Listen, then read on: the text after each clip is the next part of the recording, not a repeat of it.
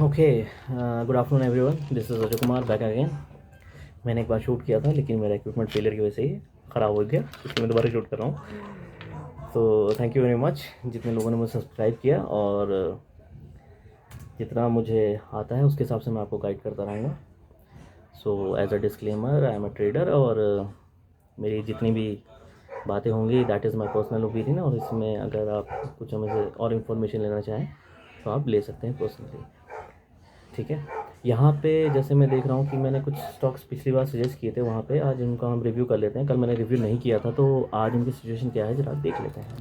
Okay, as you can see, जैसे यहाँ पे वोडाफोन है, आज थोड़ा सा करेक्शन है यहाँ पे, लेकिन मुझे ज़्यादा कुछ चेंजेस करने की ज़रूरत नहीं लग रही है। यहाँ पे ये सही चल रहा है। यहाँ पे डेल्टा कॉप में अभी परसों यहाँ पे अच्छी एक रनअप था, लेकिन अब थोड़ा करेक्शन ले रहा है यहाँ पे। अभी फ़िलहाल मुझे कोई चेंजेस करने की ज़रूरत नहीं है। सुज़लॉन अभी भी इंटैक्ट है, कोई करने की ज़रूरत नहीं। एंड वेदांता, ठीक है। यहाँ पे मैंने दो चीज़ें एक नई बनाई है जिसको आपको देखने का आज मौका मिलेगा, जो मैं आपके साथ डिस्कस करना चाहूँगा। आज की जो थीम है, जिसके हिसाब से मैंने सोचा है आपके साथ कुछ डिस्कस किया जाए कि क्या हमें स्टॉक्स या मार्केट की रियल वैल्यू दिखाई जाती है या सारा का सारा मामला इन्फ्लेटेड है। मैं आपको एक चीज़ दिखाना चाहता हूँ। आज ही के निफ्टी के दो चार्ट्स दिखाऊंगा, और आप देखिए। ये आज ही का चार्ट है जो इसमें यहाँ पे आपको निफ्टी की वैल्यू दिखाई दे रही है 7,624 रुपीज़, और सेम चार्ट है जिसमें निफ्टी की वैल्यू है 17,500 रुपीज़। ये क्या है, चलिए इसको देखते हैं। एज यू कैन सी, जो सीजन इन्वेस्टर्स हैं वो पहचान ही गए हों कि मैं क्या कह रहा हूँ। यहाँ पे this is the valuation of the Nifty in dollars term, and this is the value of Nifty in rupees term. अगर आप यहाँ पे देखना चाहें, मैंने यहाँ पे एक बेस पॉइंट लिया था। यहाँ पे 1 जनवरी 2020 कोविड में जब बॉटम लगा था यहाँ पे निफ्टी का, वहाँ पे मार्केट की वैल्यूएशन अगर आप डॉलर्स टर्म में देखेंगे तो दैट वाज 36,000 के आसपास थी, और जो हमने टॉप लगाया दैट इज़ 8,600 रुपीज़ के, 8,000 के आसपास। सेम थिंग, अगर आप सेम बेस लाइन पे अगर आप रुपीज़ टर्म में देखना चाहेंगे तो दैट इज़ यहाँ पे हमारा 7,600 का बॉटम लगा था, और टॉप था हमारा 18,600 का। तो अगर आप देखना चाहेंगे तो डॉलर्स टर्म में we have made 21%, but in rupees term we just made 58%।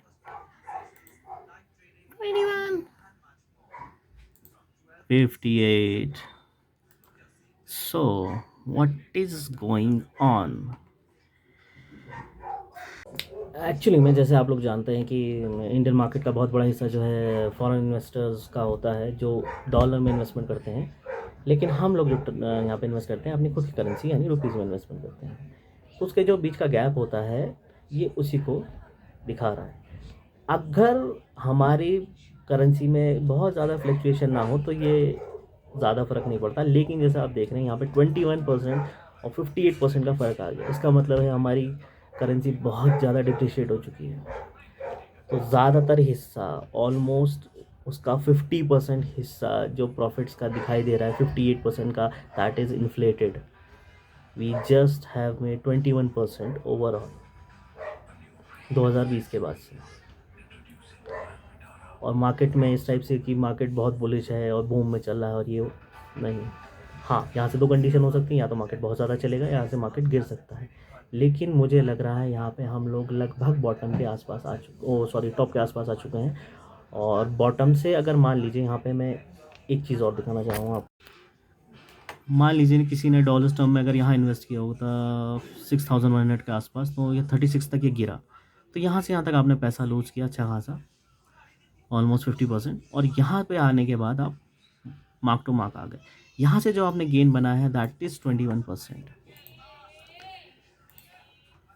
Same condition यहाँ पे रुपी टर्म में भी, यहाँ पे यहाँ से यहाँ तक जो आपने बनाया है, यहाँ पे अगर मान लीजिए आपने 12,400 के आसपास इन्वेस्ट किया, 7,600 तक आपका पैसा नीचे गया, और उसके बाद यहाँ पे बराबर आने के बाद आप यहाँ पे 58% यहाँ पे गेन किया आपने इन 2 ईयर्स।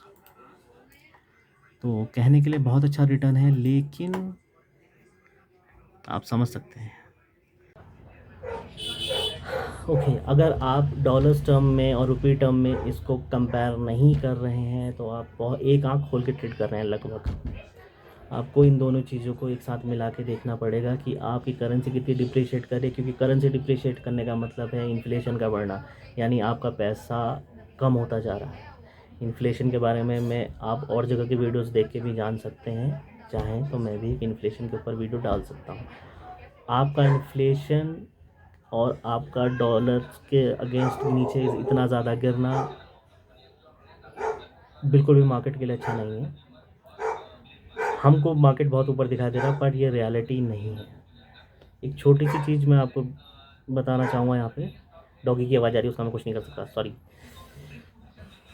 अगर हाँ ठीक है, फिर से लेते हैं। अगर आप ये मान के चल रहे हैं कि मार्केट जैसा चल रहा है ठीक है, हमें रिटर्न्स मिल रहे हैं, हमें क्या फ़र्क पड़ रहा है, नहीं, आपको हर चीज़ को कंसिडर करके चलना पड़ेगा।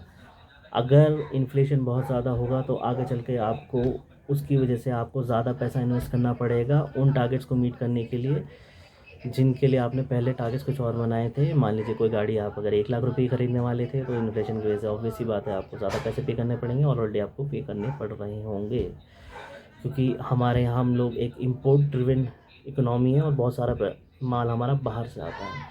इस चीज़ को मेजर करना अच्छी बात है। हम नेट एक्सपोर्टर नहीं हैं, इसीलिए मार्केट की रियल सिचुएशन कुछ और चल रही है। इसमें मैं एक चीज़ और ऐड करना चाहता हूँ। मैं जो I am the first season investor in my family. हमारे आसपास शेयर मार्केट का लेना देना कहीं से कहीं तक कुछ नहीं है। जितने भी बड़े इन्वेस्टर्स हैं they have something in the game. अगर आप राकेश झुनझुनवाला को ले लीजिए, वो चार्टर्ड अकाउंटेंट है, स्मार्ट का है। अगर आप दमानी को ले सकें तो वो भी स्टॉक मार्केट में मेरी उम्र से कई साल गुना पहले से रह चुके हैं, स्मार्ट का है, ठीक है, और उनके मेंटर्स भी उसी टाइप के थे। हमको उस टाइप की मेंटरशिप नहीं मिली है ज़्यादातर लोगों को। That is important. हमारा बैकग्राउंड उस किस्म का नहीं है। अगर आप ज़्यादा पैसा नहीं कमा रहे हैं स्टॉक मार्केट से, उसका एक कारण ये भी हो सकता है कि आप फर्स्ट जनरेशन इन्वेस्टर हों और अभी आप सीख रहे हैं। आप खुद की सीखी हुई चीज़ को जब अपनी सेकंड जनरेशन अपने बच्चों वगैरह को सिखाओगे तो वो ज़्यादा कर पाएंगे। ये बिल्कुल वैसी है कि अगर आपकी फैमिली में कोई आईएएस वाला है तो आपके यूपीएससी निकालने के चांसेस ज़्यादा हैं, क्योंकि वो आपको गाइड कर सकता है। हमारे पास वो चीज़ नहीं है। बहुत सारे इन्वेस्टर्स ऐसे हैं जिनके पास वो गाइडेंस नहीं है। हम कब थोड़ा यहाँ से थोड़ा वहाँ से लेके करते रहते हैं, और मेरा मोस्ट ऑफ द टाइम मैं अपने पर्सनल एक्सपीरियंस से सीखा हुआ हूँ, और मेरा उस किस्म का बिल्कुल भी बैकग्राउंड नहीं है। तो इस चीज़ को ध्यान में रखते हुए अगर बहुत सारे लोग अगर ज़्यादा पैसा नहीं बना पा रहे हैं तो एक चीज़ ध्यान रखिए, ये एक प्रॉब्लम है। इसका सलूशन सिर्फ एक है, आपको पढ़ना पड़ेगा, स्टडी करना पड़ेगा और कैलकुलेटेड रिस्क लेके उसी के अंदर काम करना पड़ेगा। अगर आप ज़्यादा बड़े रिस्क लेंगे, पैसा लूज़ कर देंगे और आगे आप ज़्यादा कुछ नहीं कर पाएंगे। इसलिए कहता हूँ स्टडी कीजिए, थोड़ा टाइम निकाल के चीज़ों को समझिए, एनालाइज कीजिए, आगे बढ़िए। ओवर कॉन्फिडेंट ना होइए। ओवर कॉन्फिडेंस होंगे फिर वही सिचुएशन होंगे। हमें कुछ फ्रेंड्स हैं, कुछ दिन मिलते हैं, अब हमें सब आ गया, उसके बाद अकाउंट साफ, अरे यार ये हो गया, अब क्या करना है। ये मत करिए। सबसे पहले पैसा बचाइए। वॉरेन बफेट की मैं बिल्कुल वाजिब है, वो एडवाइस मानता हूँ, लेकिन मेरे पास हर इन्वेस्टर के लिए आर्गूमेंट हैं। हर कोई अलग अलग सिचुएशंस में लगता है, इसलिए मैं आपसे कहता हूँ सीखिए, पढ़िए। मेरी मदर सिर्फ सिग्नेचर कर सकती है बैंक में, वो पढ़ी लिखी नहीं है, मेरे फादर भी सेम, लेकिन उसकी वजह से वो एटीएम यूज़ कर सकते हैं। एक बेसिक नेसेसिटी बैंकिंग की, एटीएम यूज़ करने की वजह से उनको लाइनों में नहीं लगना पड़ता, किसी से फॉर्म भराने की ऑब्लिगेशन उन्हें नहीं लेनी पड़ती, क्योंकि we can manage for her that much. मैं नहीं चाहता हूँ मेरे पेरेंट्स ऐसे खड़े रहें। सेम चीज़ सिचुएशन आपके साथ भी है। अगर आप पढ़ेंगे नहीं, स्टडी नहीं करेंगे, लेजीनेस दिखाएंगे तो आप मार्केट के बारे में कुछ नहीं जान पाएंगे। खाली आप इधर उधर से खाली इन्फॉर्मेशन इकट्ठा करते रहेंगे और आपका कुछ नहीं होगा। इस चीज़ को ध्यान रखिए। बीच बीच में जैसे जैसे मुझको अगर आप कोई टॉपिक सजेस्ट करेंगे कमेंट्स में, तो मैं उसके ऊपर छोटे छोटे टॉपिक्स बना के आपको उसके लिए गाइड भी कर सकता हूँ। सॉरी मैंने अपना नंबर नहीं डाला वीडियो में, बिकॉज फिर टेली मार्केटिंग वाले मेरी आफत मचाते थे, तो मैं कमेंट में ही छोड़ दे रहा हूँ। और आप चाहें तो मैंने ईमेल आईडी अपना लिख दिया, जिससे फेसबुक में आप मुझे ढूंढ के वहाँ से क्वेश्चन आंसर कर सकते हैं, या सीधे कमेंट में भी डाल सकते हैं। और मैं पर्सनली, आप अगर वहाँ डाल देंगे तो मैं वहाँ से फ़ोन नंबर लेके आपको कांटेक्ट कर सकता हूँ, आपको जिस भी लगे, क्योंकि खास वैसा कुछ नहीं। एज अ फ्रेंड आप भी ग्रो करें, मैं भी ग्रो करूँ, आपसे भी कुछ सीखने को मुझे मिले, मेरे से भी आप जितना कुछ थोड़ा बहुत मुझे आता है वो आपको सिखा सकूँ, यही मेरी कोशिश है। और जितने भी नए फर्स्ट टाइम इन्वेस्टर्स हैं वो आएँ, जितना बहुत मैं जानता हूँ उसे सीखें, जो गलतियाँ मैंने की हैं वो ना करें, और एक अच्छा इन्वेस्टमेंट। और देखिए, आपको अपने पैसे को खुद ही मैनेज करना पड़ेगा। आप ये मत सोचिए कि कोई आके आपके लिए कर देगा। जो आके कर देता है वो लोग बहुत मोटी फीस चार्ज करते हैं, आप सोच भी नहीं सकते। वो करोड़ों रुपए के पोर्टफोलियो होते हैं, अरबों रुपए के पोर्टफोलियो होते हैं, और लाखों करोड़ों की फीसेस होती हैं जो नहीं है। आप कहीं से टिप्स एडवाइस नहीं, आपको बेसिक्स आने चाहिए, हर चीज़ की ये रिक्वायरमेंट है। सो आज का वीडियो मैं यही ख़त्म करूँगा, 6 मिनट से ज़्यादा हो चुके हैं, ज़्यादा लंबा बोरियत। और फिलहाल जो स्टॉक्स मैंने लिए हैं उनमें कोई चेंजेस करने की ज़रूरत नहीं।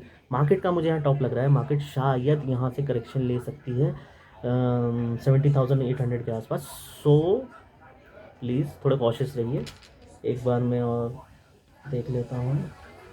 हाँ, 7,800 7,800 के आसपास, हाँ 7,800 के आसपास यहाँ पर निफ्टी करेक्शन ले सकती है। सभी स्टॉक्स करेक्शन में जाएंगे, निफ्टी के स्टॉक्स, और कुछ इंडिविजुअल स्टॉक्स हैं तो उनमें गेम अलग चल रहा है।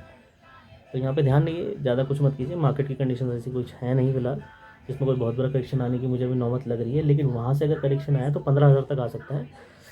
तो 2,000 पॉइंट का करेक्शन फिलहाल जितना बड़ा निफ्टी हो चुका है उसमें कोई बड़ी बात नहीं है, और फिलहाल इंटैक्ट है, लेकिन ट्रेंड डाउन है। अगर ये तीसरी बार टच करके आता है तो यहाँ पे ट्रिपल टॉप हो जाएगा, यहाँ से करेक्शन शायद और डीप भी चला जाए, 15,000 के नीचे भी चला जाए।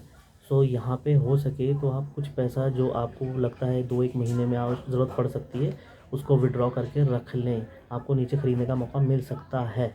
मैं ये पर्सनली अपने लिए मान के चल रहा हूँ, मैं ये करने वाला हूँ अपने लिए पर्सनली। बाकी आप चाहें तो किसी और फाइनेंशियल एडवाइज़र से भी बातचीत करके पूछ सकते हैं, उनको मार्केट का व्यू कैसा लग रहा है, क्योंकि मैं इसी तरीके से प्लानिंग कर रहा हूँ। So thank you very much, और आगे भी छोटे मोटे वीडियो बनाता रहूँगा, और जो भी मुझे नई आइडियाज़ आएंगी मैं उसके ऊपर आपको अपडेट करता रहूँगा। Thank you so much.